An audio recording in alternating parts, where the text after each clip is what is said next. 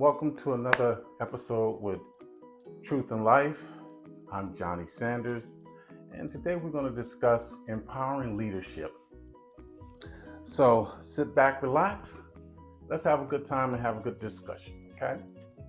So don't forget to like these videos, send them, share them, and subscribe. That helps me with my channels and getting more content out here, okay? So, Truth in Life, empowering leadership. So, what is empowering leadership to most people? Okay. For, I would say, business terms, it means to put your trust in people and grant them the opportunities to have authority to make decisions on your behalf, on if it's a company, on the company's behalf, if it's a group, on the group's behalf, to be able to help everyone involved to know where we're going and to be able to be accountable to making those decisions. Um, and this is leadership empowerment. Okay, so this helps create a sense of autonomy, uh, of momentum to work together to achieve a common goal.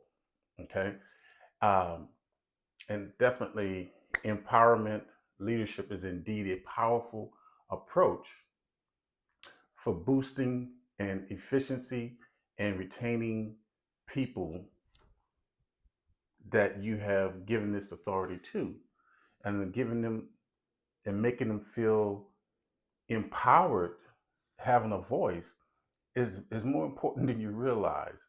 uh, People, when they feel that sense of value,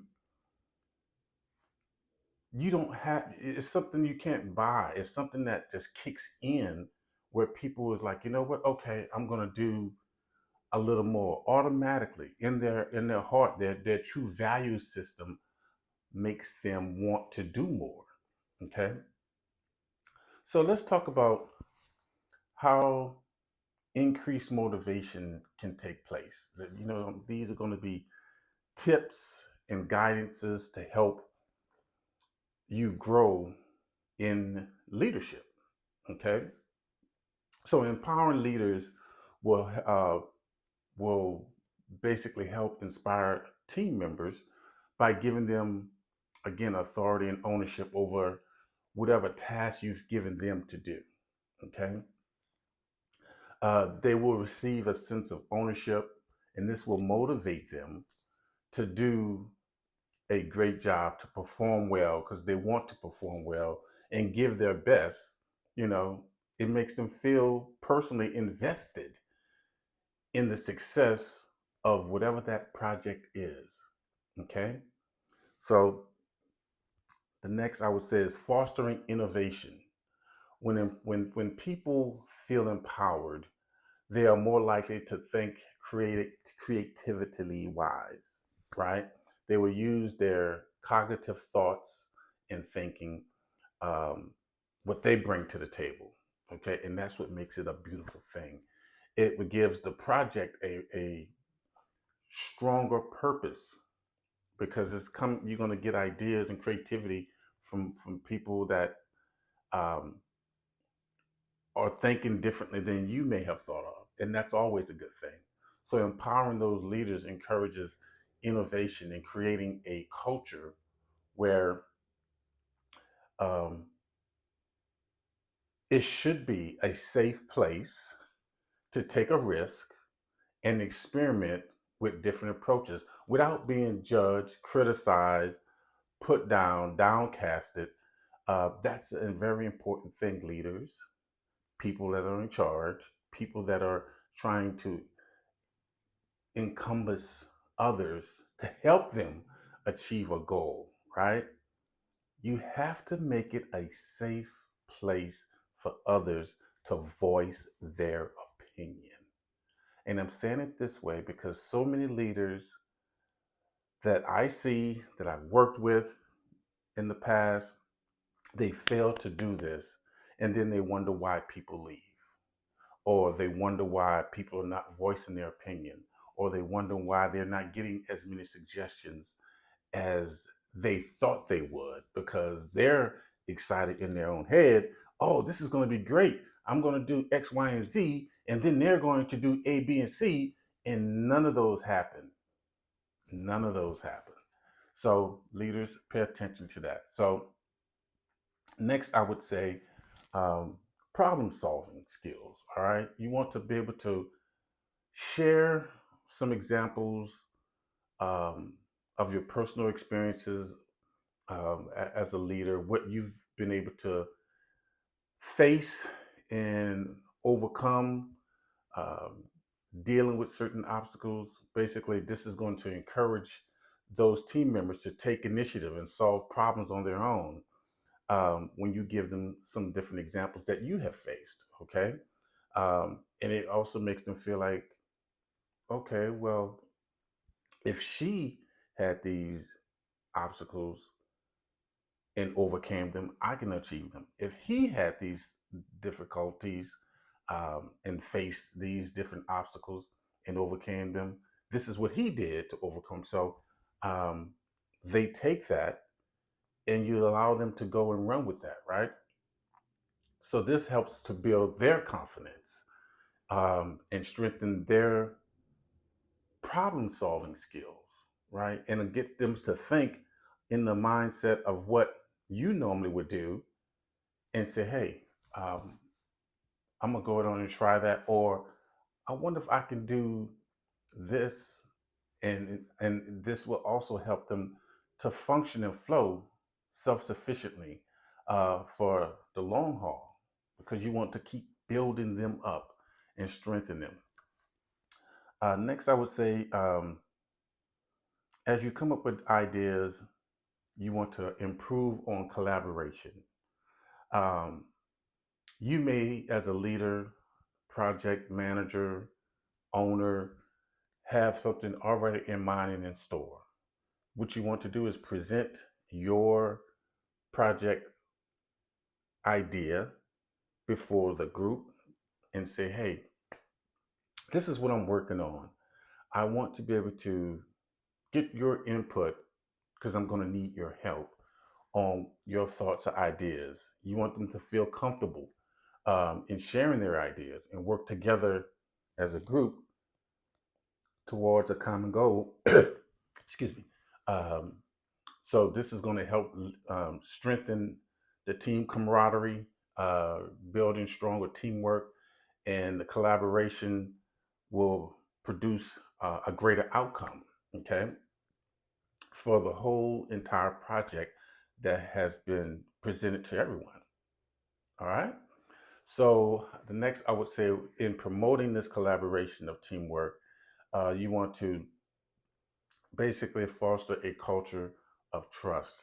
Again, you need to allow them to be able to trust what they're going to say is taken as valuable, as important.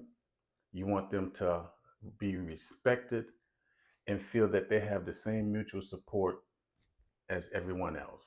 Again, this is a collaborative effort in creating opportunities for everyone to be able to have a voice and work together and share their knowledge and skills along the way. You want to be able to leverage everyone's strengths. You know, everyone has strengths and weaknesses. So some things may come to George easier than Helen. Okay. And that's okay. It all depends on their training, their upbringing, their background, their knowledge, their skills, their education, all of that. But everyone has something that they can bring to the table. You have to be willing to listen and allow that door and that environment to be open and safe for them to share. So when you're able to do that, you will allow them to want to stay with the project. You will allow them to provide more input where again their voice is valued, their input is valued, um, they would want to stay with the project longer, and they would look for the next project. They would probably ask, especially if they had a great experience with this first project or second project, they'll continuously ask you for the next positive work that they can get involved in. What else can we do? What's next? We want to grow with this company, this group, okay? And they will voice that, and they will show that by asking for continual projects and continual input. Okay, so how do we better adapt to change when we get these different projects, or when as a leader you want them to be able to adapt to change? Okay, because things rarely stay the same. They may be similar, but it rarely stays the same. So, and what I found in today's very busy traffic world, fast paced, um, businesses, groups, departments, companies, they basically have to learn quickly and adapt to changes in the marketplace, whatever that marketplace is for them.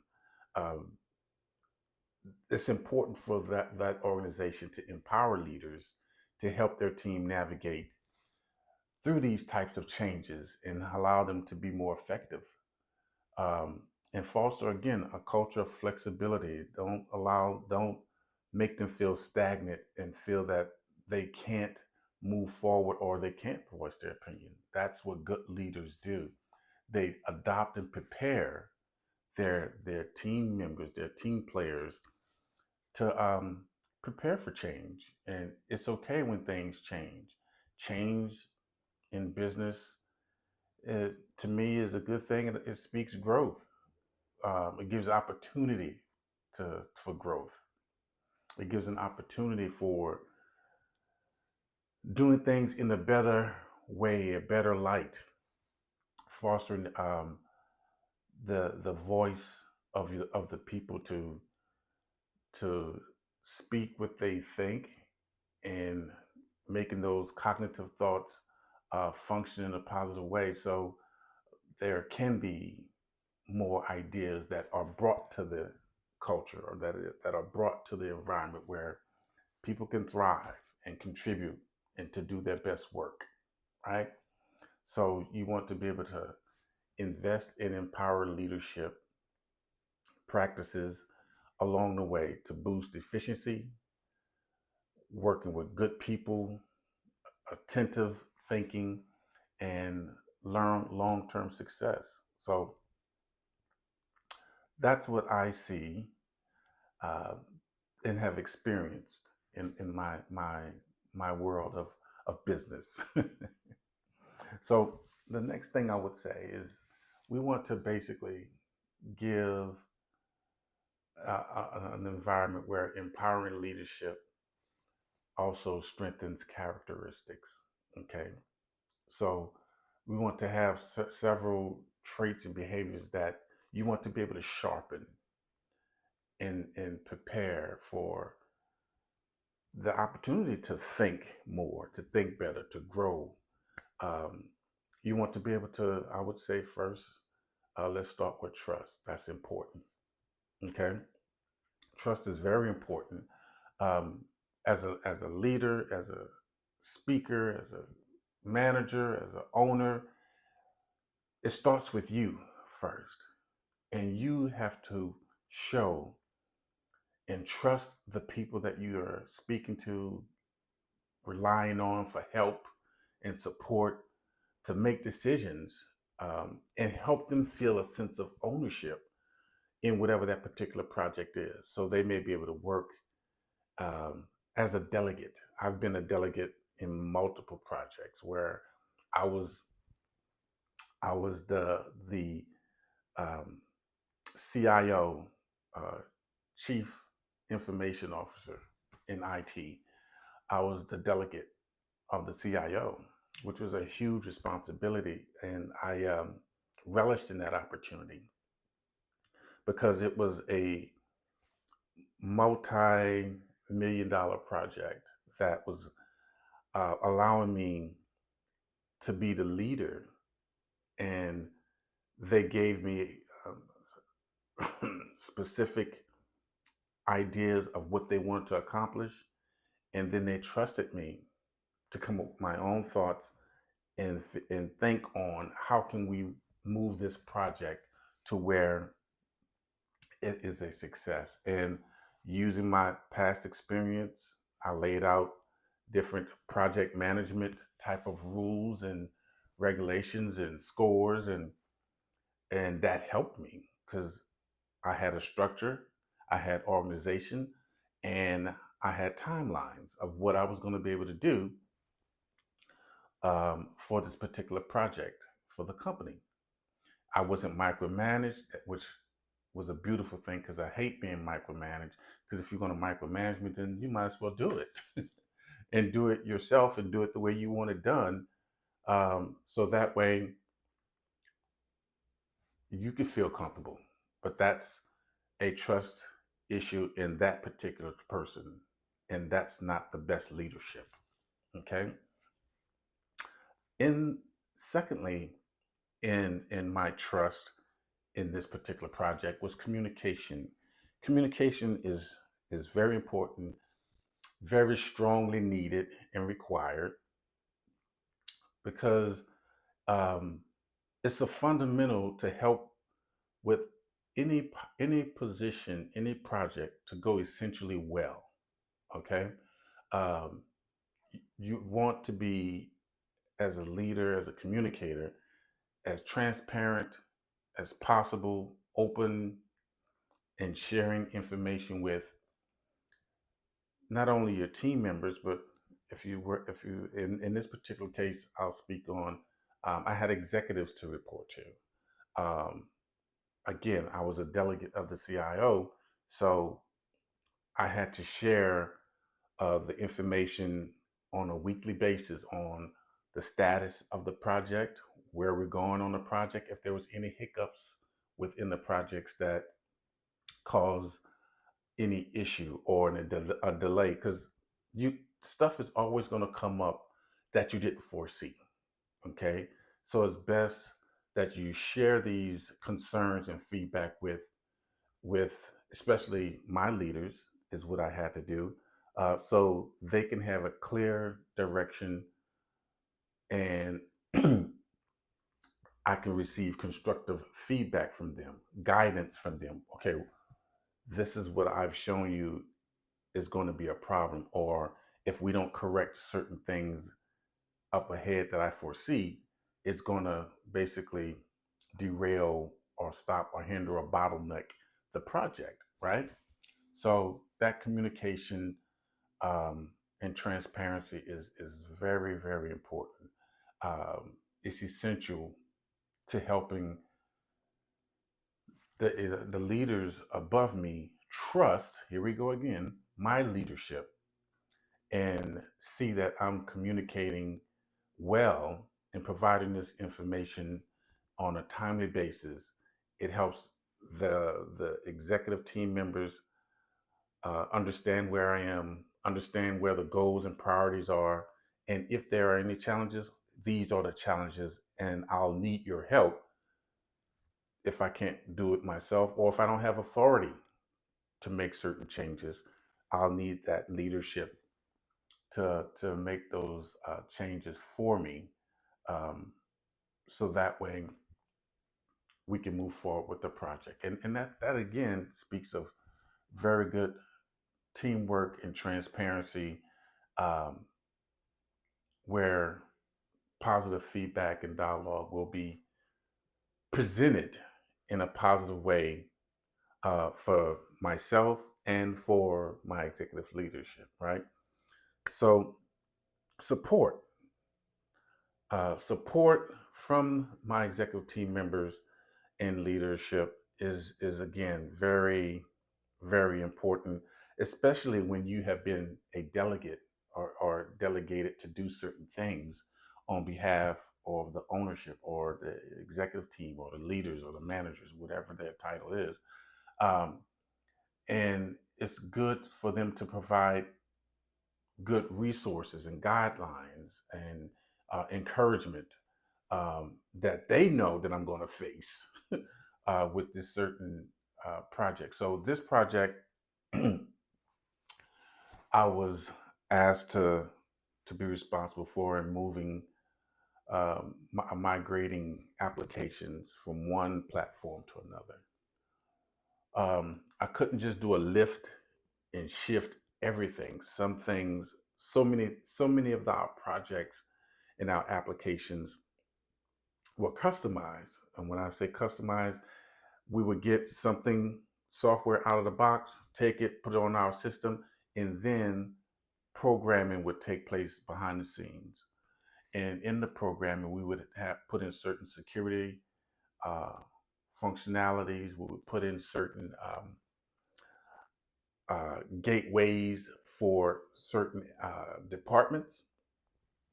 And in that, I needed support of my executive leaders. I needed support for my engineers, my programmers, my project managers, my business leaders, marketing department, accounting department, because this software was going to affect everybody. So I needed that support to say, hey, this is what's coming down the pipe. I'm going to need you guys to help me with this.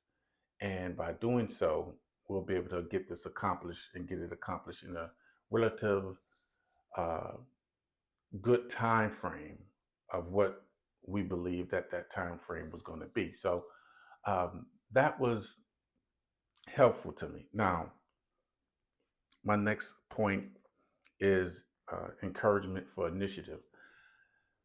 I ran into some issues with this particular project because, again, of the programming and modifications that was done for the software, where again, where I couldn't just do a lift and shift, meaning take certain applications from one applications, copy them, or reinstall them on this particular application, and then they just work just fine. It wasn't that easy. So I ran into um, issues where it was going to have to be a deeper dive on this one particular application. And when you've worked on a certain application, this particular individual had worked on this application for over 10 years. This was his main bread and butter, and he did not want it to change. And also, I have to be honest, he was fearful of the change, um, because this was basically all he knew. And to learn something or have something presented to him that was going to be different than what he knew, he was afraid that he was going to be moved out or cast away, and none of that was going to be the case. So I took the initiative to meet with him one on one privately to discuss what would take place, what was going to happen. Number one, we have this new software. It's paid for and it has to be used in this system on this platform because the management, the executives, the stakeholders, the owners of this want to use this software. He didn't care. He wanted to stick with what he wanted to stick with. And he was adamant about it. And he was going to fight me tooth and nail. And I was not going to fight him. My thought was to educate him, hold him by the hand, and walk him through what was going to need to be done. And that's what I did. So, next, after explaining the software, how it works, he saw that it did work well. He saw how it worked similar to what he did, but there was going to be a few nuances that he was going to have to do and take place to be able to make it function and work where he can work the particular software. Okay. With doing so, it took some time. It took additional time to get him to work with me. And I had to explain this to my leaders that it's not a problem, but there is an issue, and I understand why there's an issue. And I'm working through it in this project. Let's move this project timeline to a different timeline because I knew it was going to take me some time to build trust, continual trust with this particular employee, and then work with them privately, one on one, and get them basically in a position where the software can be used. And the software, once I was able to get the software installed, I had to basically use both software in parallel with each other. I had to learn what he did, learn the software well enough to the point where I can teach him to show if you push button A on the left, it's going to do this result on the right. And I basically had to continue to walk him through. When you see what happens on the left, this is what it's going to do on the right. And that was how I was able to get him to be okay to work with the other system until the system on the left, the old system, the one that he had been working for, that was 10 years old, was able to be dissolved, and we were able to retire it, and he was able to move forward, and he appreciated me so much. So recognition for appreciation. He appreciated me so well for taking the time to be patient with him, be patient in understanding of his fear. He was so appreciative of me not devolving his fear amongst everybody else, right? So we were able to move forward and celebrate success together.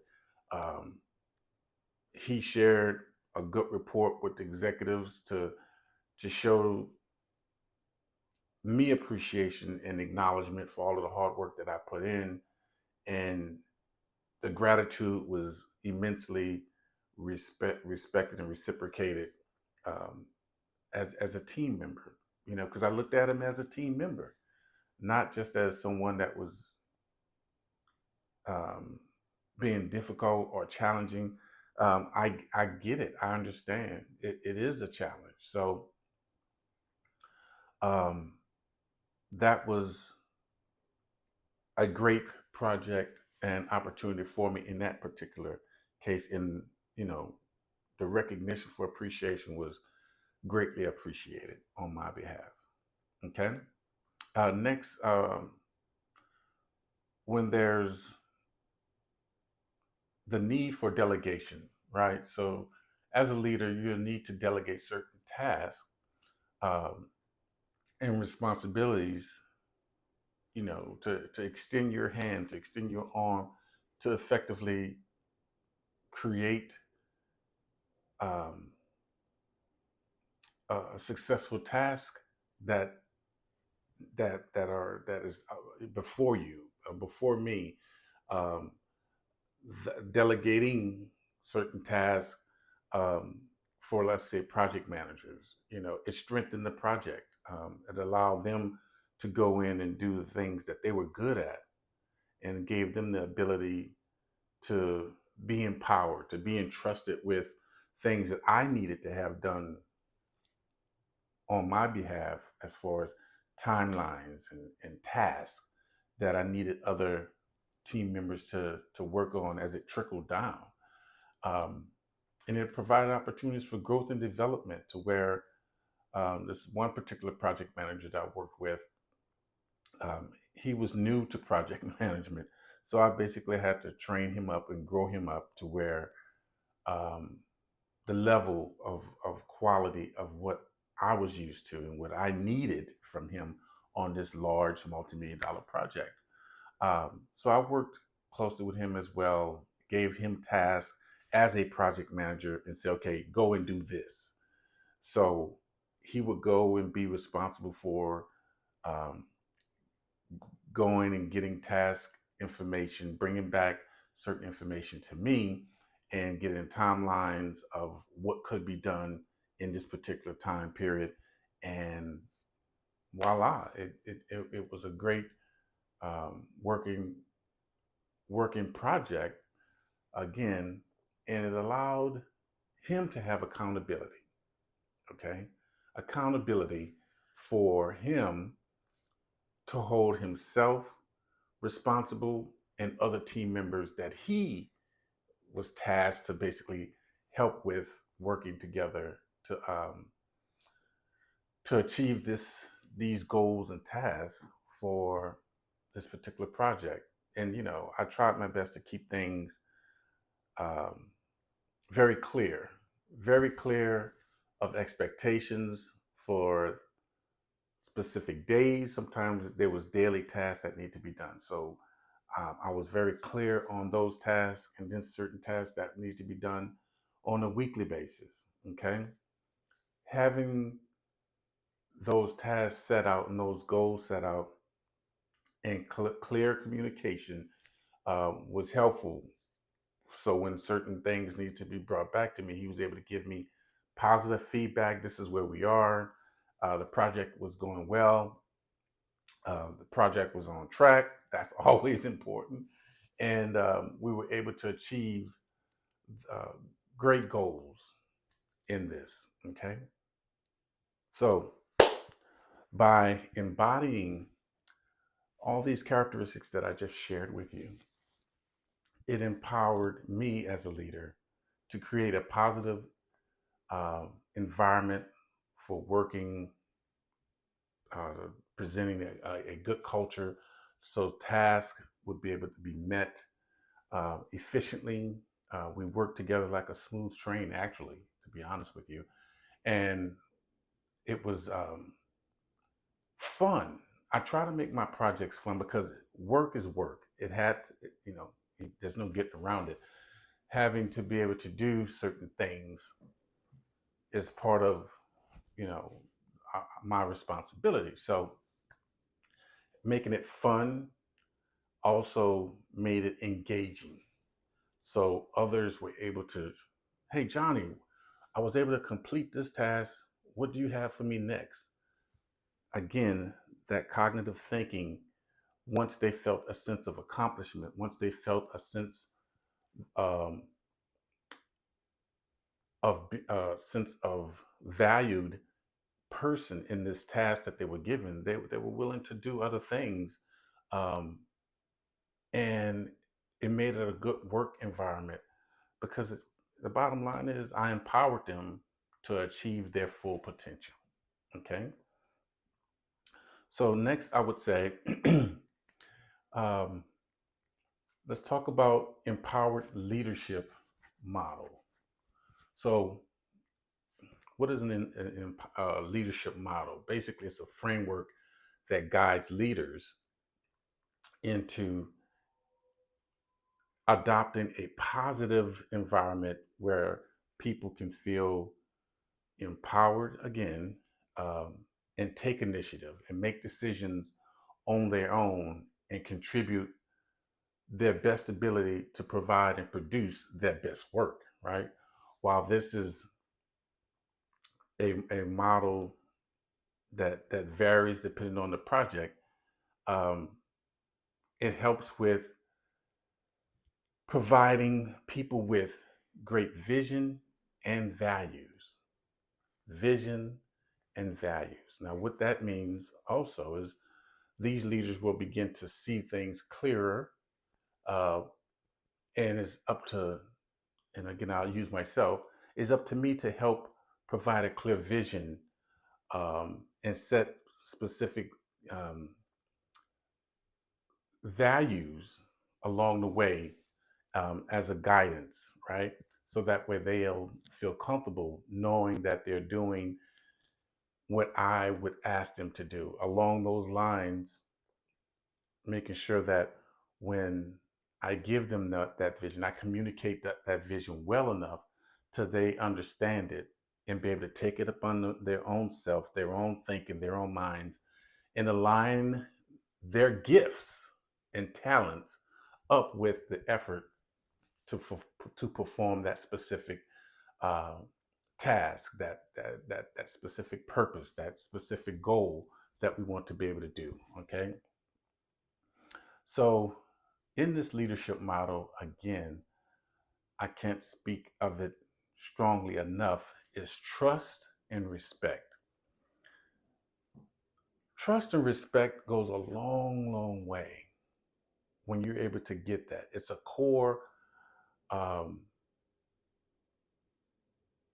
responsibility within that it has to work a back and forth with people. There's no getting around it.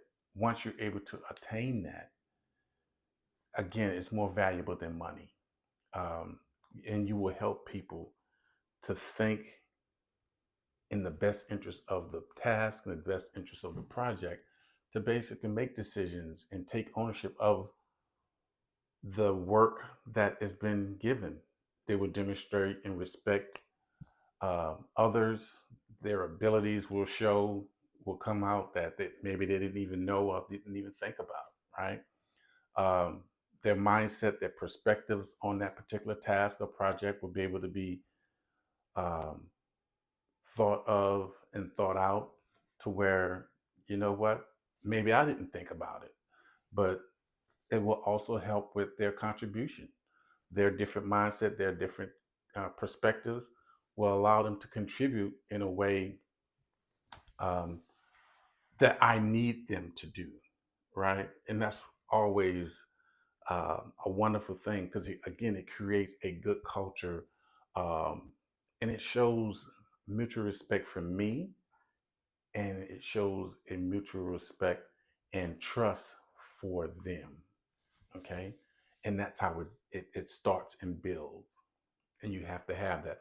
And again, you have to make it a safe place, a safe place for them to be able to exercise their thoughts, their gifts, their abilities, and willingness to share that with them.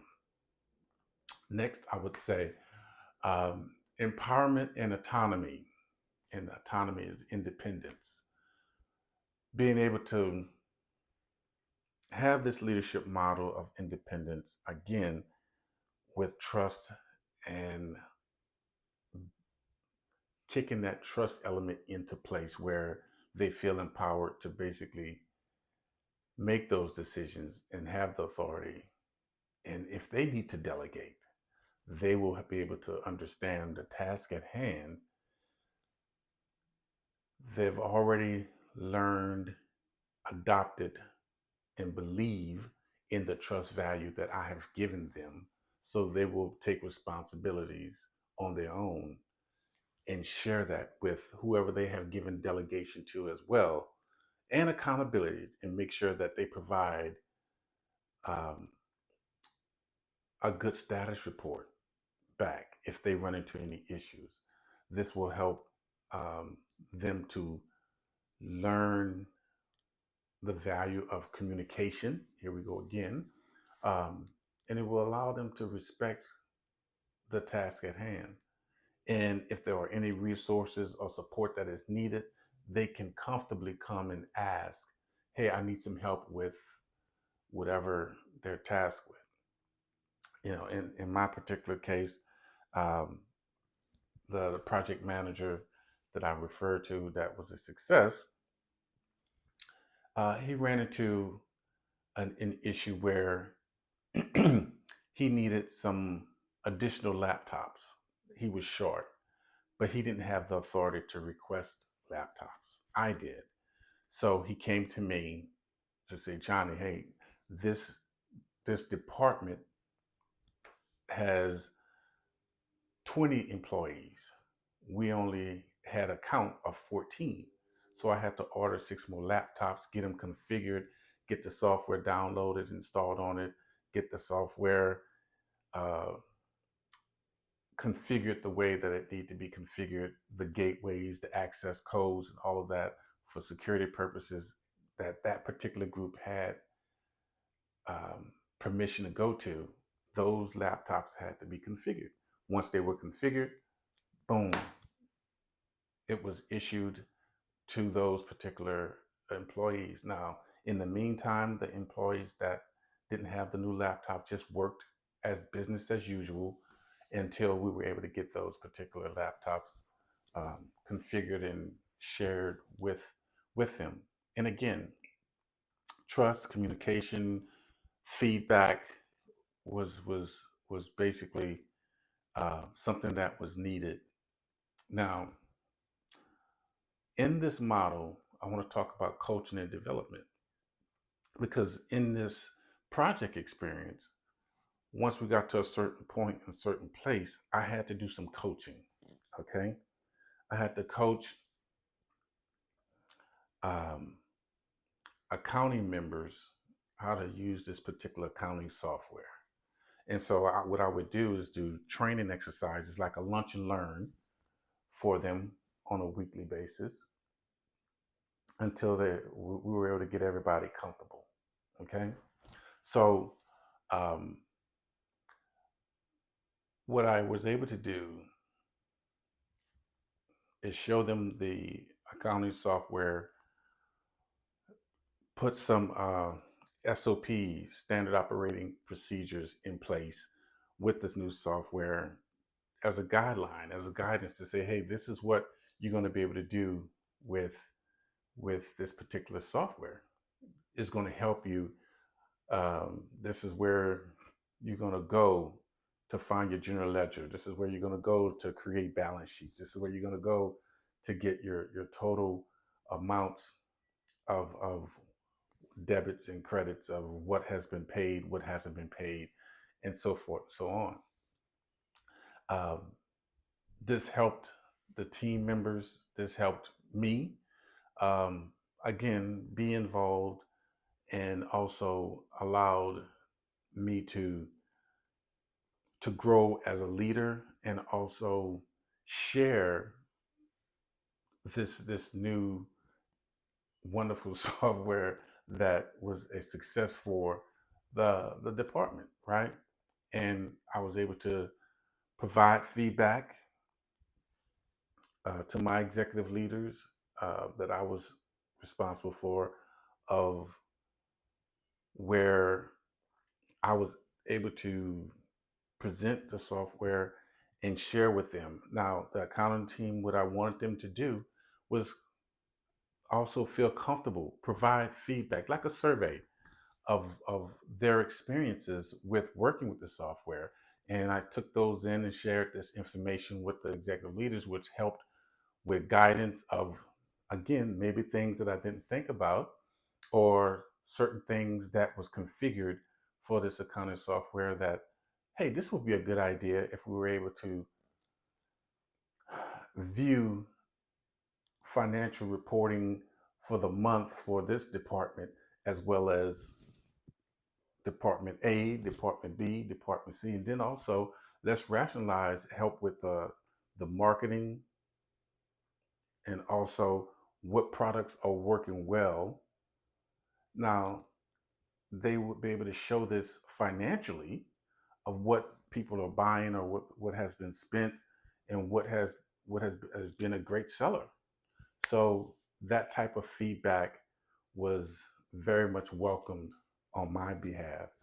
And I was able to share this with my executive leaders, and it worked out well. And again, in the model, um, receiving recognition and reward is always a good thing. Always a good thing to be able to bless others for doing good work and doing a good task, right? Um,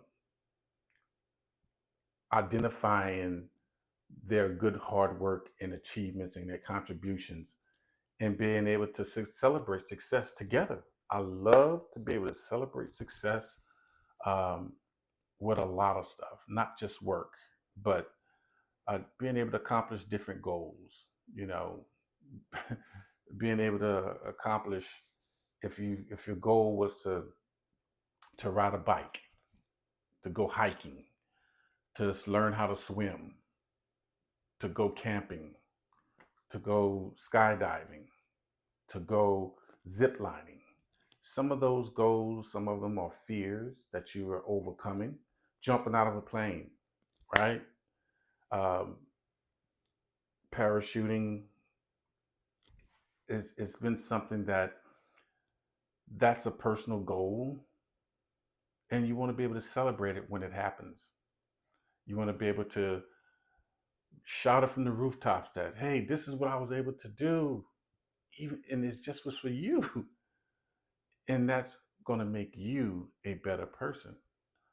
Believe it or not, you're going to do other things better. You're going to be thinking outside the box and wanting to do things that you haven't done before, and know that you can achieve it. All right. Continuous improvement is something that I relish and always try to put myself in a place of not settling and staying stagnant in a certain place. So um, it's always a continuous journey for me to be able to improve on the things that I've been good at, the things that I haven't been so good at. You know, um, one of the things that I'm not so good at, I would say painting. I can paint, I can draw, but I've seen people make beautiful artwork out of almost little to nothing. And my thing is, how in the world did they even think on those types of things to even do that? I wouldn't have even thought to paint certain things. And let's say painting, right? Because painting is a flat surface, a flat canvas. And I want to create a mountain valley that has beautiful flowers. And at the top of the mountain, the tip top, is a little snow because of the altitude, right? And on that is green grass because it goes from snow to brown, hard gravel to dirt to grass. And from the grass, as it gets lower, there's starting to be the grass changes to a deeper green. And then there's flowers and colors and different scenery, different types of plants. And then there's small little bushes and trees and small little bushes. And then there's a little small lake over on the side. And they may have some deer sipping out of the water. And in that, I'm looking at this wonderful landscape from a flat canvas. How do I draw it? I can see it, I can imagine it, I can write it. But to draw that canvas, that takes great creativity and artwork and skill. And that's something that I'm not good at. But I've taken some art classes. Not my wife and I, we've taken some art classes, and we've gone out with friends, and we've done the painting thing, and the painting and wine and grapes and cheese and all that. That's a fun outing. But I promise you, you wouldn't want to sell or buy my art. It was something done for fun. All right. But that's something that, um, if need be, that would be something that I would work on for continuous improvement. Now, as a empowered leadership model, you want to be able to bring people closer together. Inclusivity and not diversity, right? You want to be able to When I say not diversity, you don't want to exclude people and be divisive. You want to bring their diversity, gifts, and skills because that's what make things, again, better. Having that ability to have um, a diverse background, as I mentioned about painting, bringing that type of person in could also help me with artistic value and drawing and skill on projects that I can't do or haven't been good at doing, and recognizing their diverse and unique ability and including them in as a contributor, as a team member, as a valued person with a skill that I'm not as good at as them. This creates inclusivity, a great working environment, a great project environment, and everyone feels respected and appreciated and empowered to do, again, what we have all needed everyone to do, and that is contribute in a positive way, use your thoughts, your ideas, and your perspectives.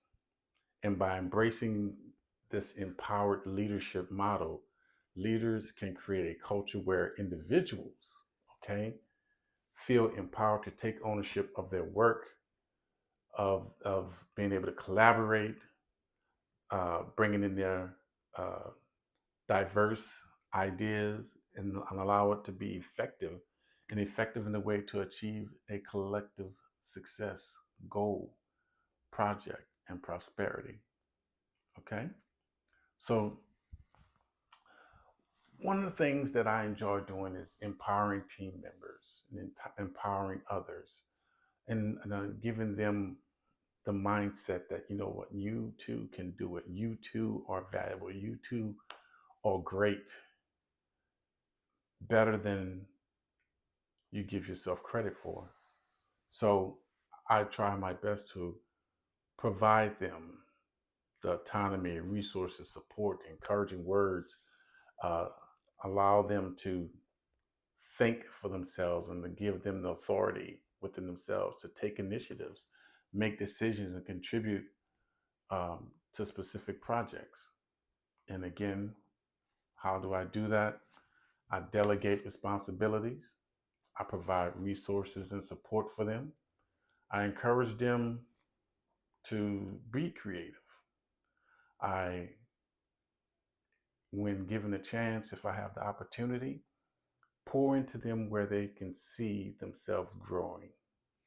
Um, grow by taking classes if they need to, workshops online, seminars online.